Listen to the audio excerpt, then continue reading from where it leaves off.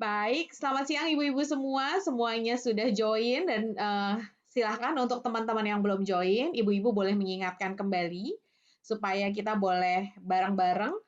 Sekarang kita akan berbicara tentang tips menawarkan atau menjual produk KL karena pastinya ibu-ibu di sini sudah sangat mengerti tentang beberapa peraturan terkait dengan peraturan yang dikeluarkan oleh pemerintahnya Indonesia ya, sehingga kita di sini hadir untuk boleh membantu. Bagaimana sih caranya ibu-ibu tetap ikut peraturan gitu ya, tetap sesuai dengan peraturan, tapi ada tipsnya untuk bisa tetap kece dalam menawarkan atau menjual produk-produk yang living. Saya yakin ibu-ibu di sini sudah banyak yang sangat mengerti, namun nggak apa-apa ya, kita hari ini mau tetap melihat lagi tips-tipsnya, mengingatkan kembali dan merefresh kembali. Oke, saya akan serahkan ke Ibu Debbie Mutia untuk slide berikutnya. Silakan, Mbak Deb.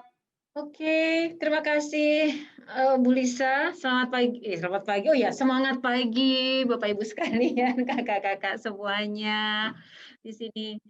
Eh, apa namanya? Ini saya sambil menggigil, benar-benar dingin sekali.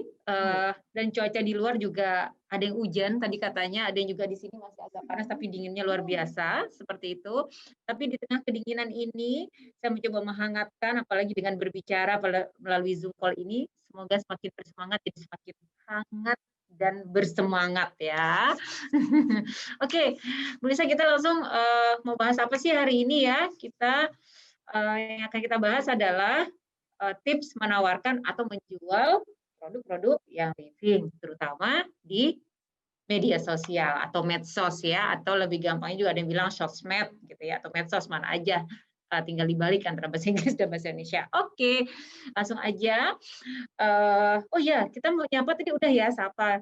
Ada tadi Bu Lisa juga di sini. Selalu kalau ada saya Zoom call dengan Bu Lisa, selalu ada Bu Lisa Linden Oil. Jadi saya bingung nih Lisa yang mana gitu ya. Banyak banget. Selamat siang semuanya. Oh, Bu Lisa langsung jawab deh. Oke, langsung aja kita lanjut ya. Oke. Ya, Bu Lisa minta tolong di slide berikutnya. Nah, ini kenapa sih kita bawakan tema ini seperti itu? Karena tampaknya mudah, simple gitu ya. Namun banyak yang bertanya, Bu, kalau misalnya apa namanya ada prospek tuh, saya jualnya harga apa ya? Seperti itu. Enaknya saya kasih harga apa? Boleh nggak saya kasih dia harga member gitu ya? Atau saya mau kasih harga retail atau aku kasih harga konsumen? Karena dia katanya ditawarin sama orang lain dikasih harga member. Nah, gitu. Padahal dia belum member loh, seperti itu ya. Nah, pertanyaan-pertanyaan itulah makanya kami bawa di Zoom call hari ini agar kita semua memahami, walaupun tampaknya simpel sekali, tapi kita memahami bagaimana ketentuannya ya. Dan lebih simpel juga biar kita sekarang lebih rileks karena aromanya sekarang udah liburan gitu ya, tapi kita tetap bersemangat ya. Apalagi tadi ada apa promo ya, jadi nggak boleh, tetap harus bersemangat. Balik lagi tadi mengenai harga member.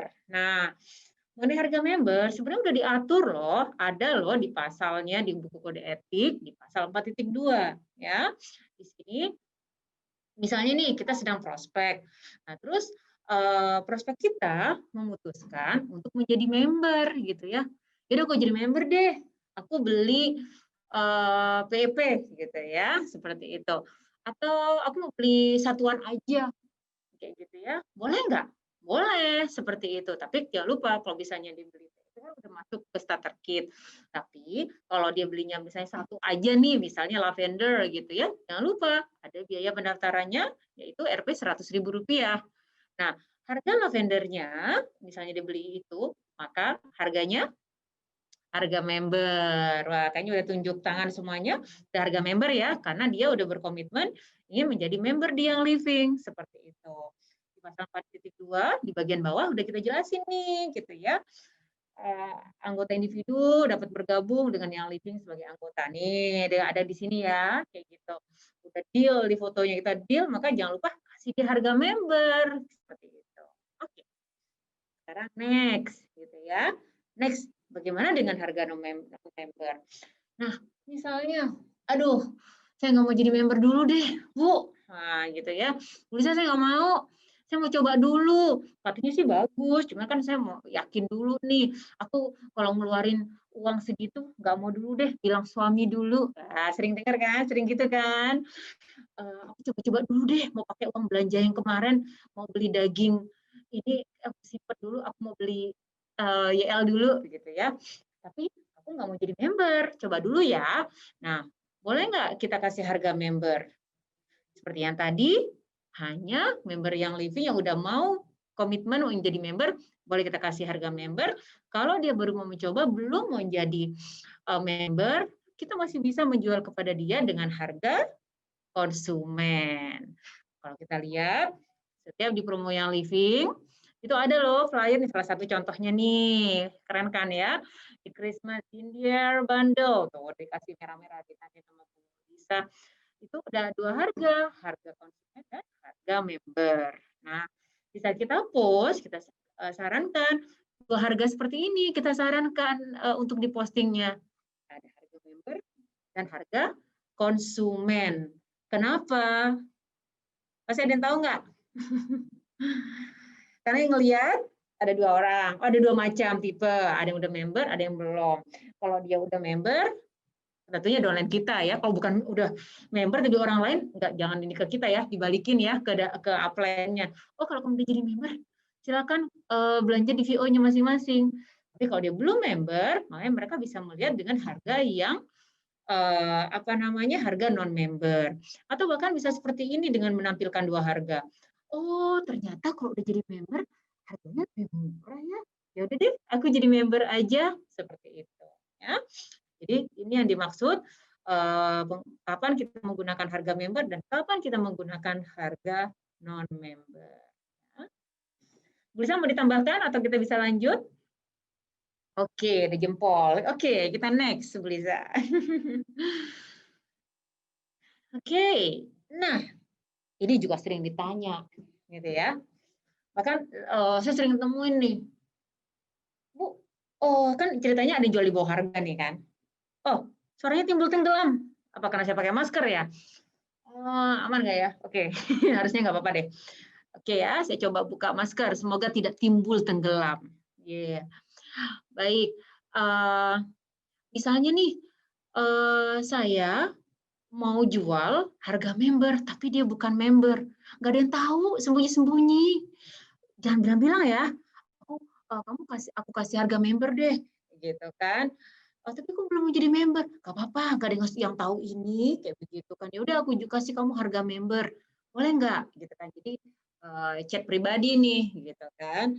Atau dikasih ke orang lain, aku di sebelah nih, di tetangga sebelah aku dikasih harga segini loh, lebih murah dari harga member. Masa kamu nggak mau ngasih, gitu kan? Anjing nih, gitu kan. Padahal aku adalah orang yang komplain nih, gitu kan. Terus, oh ya udah ini orang di bawah nggak ada yang tahu ini gitu ya, dan ini bukan di media sosial, ya udah deh boleh nih kayaknya gitu kan, akhirnya kita kasih lah dengan harga member kepada orang non member, atau bahkan memberikan harga di bawah harga, maksudnya menjual di bawah harga lagi. Udah harga member, let's-nya harga membernya 300, dijual nih 250. Wah, yang penting laku dulu gitu kan. Nah, seperti itu. Itu tetap tidak diperbolehkan kayak gitu. Kenapa? Ikutin ketentuannya. Harga member hanya untuk yang udah terdaftar sebagai member yang living. Non-member atau mendapatkan harga konsumen. Kalau menjual di bawah harga gitu ya, baik itu bawah harga konsumen gitu ya, misalnya dia belum member tapi udah dikasih harga member, atau bahkan menjual di bawah harga member apalagi ya, itu akan mengacu kepada pasal 6.12 harga minimum yang dipromosikan. Berarti boleh apa enggak? Jawabannya nggak boleh ya. Kenapa? Karena bayangkan aja nih, kalau misalnya nih, saya awalnya mau ke Bulisa, saya mau gabung dong, gitu kan, mau Bulisa dikasih harga PEP 2393, belum ongkos kirim gitu ya. Saya ke Sipulan, dia kasih ke saya 2,1 gitu ya. Pasti dapat hadiahnya banyak lagi ya, yang diam-diam jangan bilang ke siapa-siapa gitu kan. Terus habis gitu Akhirnya sama Bu Lisa, sorry aku nggak jadi, suamiku bilang jangan dulu, gitu kan, katanya beli kesimpulan tadi kan dikasih harga miring, ya kan? Ya rugi siapa? Ibu Lisa dong, ya udah prospek, saya udah keringetan, datang jauh-jauh gitu ya, dari Bekasi ke Karawaci keringetan, basah-basah gitu ya, datang udah di prospek, udah contohin segala macam, nggak tahu saya beli ke orang lain gitu ya. Jadi ini persaingan yang tidak sehat seperti itu. Jadi sebenarnya peraturan ini untuk melindungi kita semua para member. Intinya tetaplah mengikuti ketentuan yang ada, ya. Oke, kita lanjutkan ke slide berikutnya. Nih dia. Semoga suara saya udah tidak timbul tenggelam ya. Oke. Nah, Sudah cukup jelas kok, Mbak Dep. Ibu-ibu sekalian bagaimana? Sudah cukup jelas kah sekarang suaranya Ibu Debbie Mutia? oh jelas. Oke, wah. Ya kan, mantap. Baik. Lanjut. Oke, Bu Dian juga terima kasih. Wah. Oke. Suaranya biar cetar membahana ya. Oke, saya bernyaring-nyaring ria nih. Nah, bagaimana dengan platform untuk posting yang living? Kenapa kita kita posting nih di sini? Karena banyak yang tanya, di mana aja sih bolehnya gitu ya? WhatsApp boleh gitu ya. Mau story boleh nggak? Boleh. Status boleh gitu kan. Mau blast boleh gitu ya. Boleh semuanya tuh centang-centang semua hijau. Instagram boleh. Feed, story, di highlight atau apa ya seperti itu gitu kan. Di Facebook kita bikin website gitu ya. Tapi kalau website ini ada ketentuannya ya, bukan berjualan di sana, jadi lebih ke posting ya, sama seperti kayak Instagram. Di TikTok mau sambil dancing gitu ya, sambil ngapain, kemudian mau posting oil sambil goyang-goyang, silakan seperti itu. Di Pinterest silakan. YouTube boleh dan lain-lain ya, banyak banget nih ya kan, seperti itu. Intinya di media sosial itu boleh selama, nah ada bawahnya nih, selama postingannya compliance atau comply ya, mengikuti ketentuan yang ada seperti itu. Nah, saya ada cerita nih, waktu itu ada si A lah ya, A, B, C, D lah gitu. Nanti A dan A siapa gitu ya. Dia posting di Insta story-nya, sorry bukan Insta story, WhatsApp story. Dia posting produk NFR. Kebetulan ada di di salah di ini WhatsApp saya kebaca pasti gini kan seperti itu. Kemudian saya ngelihat gitu kan, langsung saya ini kan, Bu, Bapak, saya nggak mau bilang nih perempuan atau laki-laki ya, rahasia soalnya. Bu, Bapak, ini ada produk NFR loh, Ibu menawarkan seperti itu, Bapak menawarkan gitu ya. Seperti itu tidak boleh gitu kan, karena gini ketentuannya kan NFR memang tidak boleh untuk dijual kembali. Kemudian alasan WhatsApp itu bukan media sosial, gitu kan. Tapi itu merupakan ngobrol-ngobrol aja, itu kan teman-teman saya, kayak begitu. Jadi yang itu cuma teman-teman saya aja. Nah, Bapak Ibu sekalian, WhatsApp itu merupakan media sosial. Saya bikin di bawahnya nih, Bu Lisa. Apa itu arti media sosial? Situs atau layanan online yang memungkinkan penggunanya mengkonsumsi, tapi juga berpartisipasi, bukan berpartisipasi, membuat, mengomentari, dan menyebarkan beragam konten dalam berbagai format. Teks, gambar, audio, video, atau mungkin nanti berkembang menjadi apa ya. Jadi WhatsApp itu juga media sosial loh, seperti itu ya. Jadi dalam kita menginformasikan tetap harus mengikuti ketentuan yang ada, mau WhatsApp story, mau di WhatsApp grup, walaupun di WhatsApp grup misalnya kita mau jual di bawah harga gitu ya, tetap nggak boleh, tetap ikuti ketentuan yang ada ya. Jadi kalau ada memang kita nggak tahu, tapi once ada laporan kita akan follow up seperti itu. Tapi saya yakin yang ada di sini pasti udah mengikuti ketentuan yang ada ya. Kalau misalnya ada yang keliru, segera dibenerin, kasih tahu downline-nya, yuk kita perbaiki ya, seperti itu. Oke, nah sekarang tadi kan boleh nih Instagram, Facebook, website, segala macam boleh lah di sebelah kiri ya, di kiri saya. Nah terus di sebelah kanan nih, ya nggak bolehnya. Walaupun IG, YouTube, segala macam diperbolehkan, tapi kita tidak boleh melakukan iklan berbayar, ya seperti itu.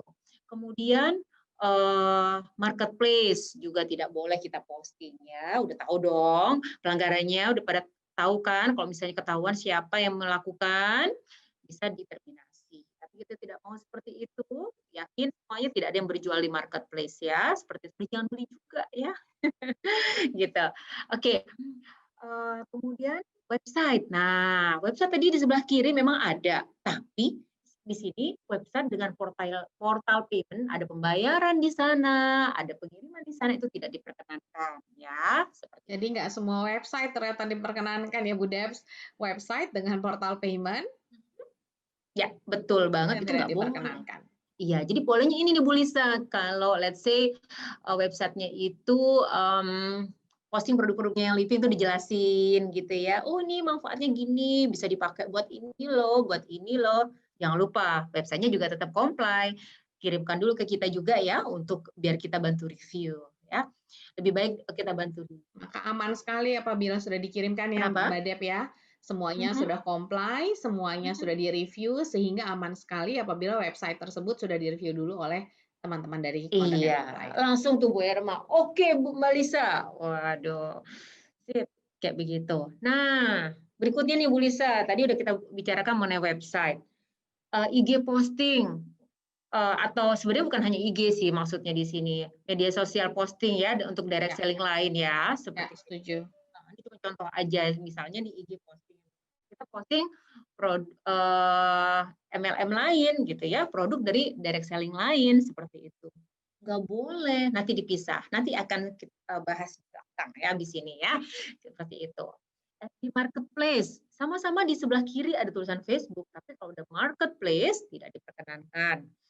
Ini Fave. Nah, ini kan juga ada portal payment juga ya, ada penjualan di sana, itu nggak boleh. Ada juga yang Gojek, Grab, dan sejenisnya. Ini saya bukan mempromosikan ya, kita bukan mempromosikan, cuman yang banyak kejadian seperti itu. Jadi kita tulis di sini ya. Lisa mau tambahkan? Cakep Bu Dep. Siap. Oke. Nah, kita bahas sedikit yang mengenai kita posting dari direct selling lain, Bu Lisa ya. Seperti itu. Boleh kebantu ke slide berikutnya. Nah, sekarang kan lagi booming nih ya, direct selling itu macam-macam sekarang ya. Ada merek A, ada merek B, merek C, D, E, F, G, H, I, J sampai Z, luar biasa banyak sekali. Ya, kita berterima kasih Bapak Ibu sekalian, kakak-kakak sekalian telah setia dengan yang living. Walaupun memang ada member yang living ini melakukan mau coba nih bisnis direct selling yang lain gitu ya, let's say direct selling apa gitu ya, A gitu. Nah, atau B lah ya. Kemudian mereka menggabungkan nih postingannya, ada produk yang living terus produk direct selling yang lainnya ini gitu kan. Nah, di sini ada ketentuannya loh Bapak Ibu sekalian, kakak-kakak sekalian. Jadi saya kutip dari pasal 411.2 dengan judul larangan persaingan. Apabila selama jangka waktu perjanjian Anda terlibat dalam program penjualan langsung selain yang living, Anda akan memastikan bahwa Anda mengoperasikan organisasi penjualan Anda secara terpisah dan terlepas dari program Anda yang bukan dari yang living. Nah, itu satu ya. Saya ngambil poin-poinnya ya dari kode etik. Jadi nggak plek-plek, kalau nggak panjang banget, bacanya pusing nanti ya. Saya bikin simple, tapi isinya sama. Kemudian, Anda tidak dapat menampilkan materi promosi, sarana penjualan barang atau layanan atau materi promosi yang living bersama dengan atau di lokasi yang sama dengan materi promosi selain yang living. Nih contohnya, Anda tidak dapat menyajikan materi promosi yang living dan materi promosi yang bukan dari yang living atau dalam sebentar ketutup. Oke, atau dalam situs web, blog, tweet, post, teks, brosur atau materi pemasaran cetak, papan nama atau komunikasi selebihnya baca sendiri. Biar juga kode etik bisa dibaca ya, jangan lupa buka kode etik. Oke, di situ ada, bisa buat di contoh di sebelah kanan. Saya tutup nama akunnya, saya tutup nggak ada di sini. Saya ambil cuma postingannya sih. Saya ambil cuplikannya. dijual ya kan, apa nih, HDI yang Living AFC, diborong semua direct selling ya, oke begitu. Boleh nggak posting begitu? Udah tahu ya, nggak boleh postingnya langsung digabung kayak begitu. Tapi boleh nggak sih Bu, begitu, Bu Lisa, Bu Debbie untuk, apa namanya, bergabung di direct selling lainnya gitu ya. Boleh boleh, ada ketentuannya di kode etik ya, mana yang boleh, mana yang tidak ya. Jadi yang paling penting direct selling tersebut tidak memiliki produk yang serupa dengan yang living, seperti itu. Nanti bisa Bapak Ibu sendiri mendefinisikan ya, yang produk serupa apa, kita punya apa, essential oil dong, ya kan, seperti itu. Tapi kalau yang tidak, serupa atau mereka disebutnya itu, bisnis apa namanya ya, eee bisnis pesaing atau produk pesaing gitu ya, seperti itu di kode etik. Nah, itu silakan bergabung di direct selling lain itu. Namun, nah ada namunnya, jangan lupa postingannya dipisah, tidak boleh digabung dengan yang living dan namunnya lagi nggak boleh saling rekrut ya, seperti itu. Dari sini ini, "Ayo gabung sini ke sini," yang dari sini juga, "Ayo ke sana," saling rekrut. Jika ditemukan ada saling merekrut, tentunya ada, tindakan disipliner. Tapi di sini yang mau saya tekankan dalam ini, bagaimana dalam postingannya, ya. Kalau dalam postingannya definitely nggak bisa dipisahkan, maksudnya harus dipisahkan, nggak boleh sama dengan yang living, seperti itu, ya. Dan juga tentunya produk-produk yang lain, kalau misalnya let's say, apa ya, kayak produk retail, kayak begitu-begitu jangan digabung dengan yang living. Jadi yang living benar-benar, murni hanya yang living saja. Karena nanti orang dipikirnya ada korelasinya nih antara yang living dengan produk-produk lain, seperti itu. Apalagi direct selling, ya, seperti itu. Direct selling A digabung sama sini, akhirnya, eee, tidak atau bertentangan dengan ketentuan yang ada, ya, seperti itu. Oke, ini semoga clear ya mengenai ini. Tapi, ada satu catatan yang tadi yang saya sebutkan, kalau misalnya direct selling tersebut memiliki produk yang sama dengan yang living, itu ada ketentuannya yang terpisah. Gitu ya Bu Lisa ya, ada yang terpisah, bahkan juga ada Oke. ketentuan juga di kode etik ini untuk direct selling tertentu, jika misalnya kita bergabung dengan direct selling tersebut, maka akan diminta untuk memilih salah satu apakah mau masih living atau di direct selling tersebut, ya harus pilih salah satu. Nanti baca di kode etik untuk lebihnya atau bisa katanya ke kita, ya. Oke Bu Lisa. Oke, jadi terima kasih Mbak Debbie untuk informasinya yang sangat berharga mengenai bagaimana harga member, harga non-member, dan di mana kita boleh platform postingannya gitu ya Mbak Debbie ya. Di mana sih platform yang tepat dan baik untuk kita bisa memposting dan mempromosikan atau menjual produk-produk yang living gitu. Nah, sekarang mari kita akan juga melihat teman-teman sekalian, Bapak Ibu mungkin ada bapak-bapak di sini kali ya di tempat ini ya. Kita akan melihat lalu bagaimana dong kalau kita mau posting dengan berbagai macam peraturan gitu ya yang ada dari pemerintah Republik Indonesia. Berikut ini adalah sekadar tips saja bagaimana supaya kita bisa tetap memposting yang appealing, memberikan informasi yang tepat tentang produk yang living, tapi tetap menarik gitu ya. Ini adalah beberapa contohnya. Nah, tipsnya adalah karena kita semua sama-sama tahu, baik Bapak dan Ibu di tempat ini, bahwa kita yang living itu semua produk-produk essential oil-nya itu terdaftar under kosmetik. Sehingga dengan demikian, dengan aromaterapi, kosmetik aromaterapi, kita sebaiknya kita tentunya fokus pada aromanya.